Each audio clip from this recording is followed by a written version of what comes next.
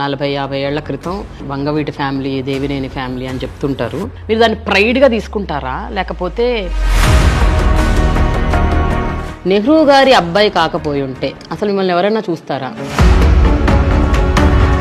Already 2 సార్లు strong contestant పోటీ చేసి ఓడిపోయారు. ఈసారి ఎట్లా ఉండబోతుంది అన్న ఒక ఫియర్ ఏమైనా ఉందా మైండ్లో? 175 ఎట్లా వస్తాయండి? ఏదో చెప్పడానికి బాగుంది, వినడానికి బాగుంది. ఈసారి విజయవాడ ఈస్ట్ దాని భవిష్యత్ ఏంటి, మీ భవితవ్యం ఏంటి?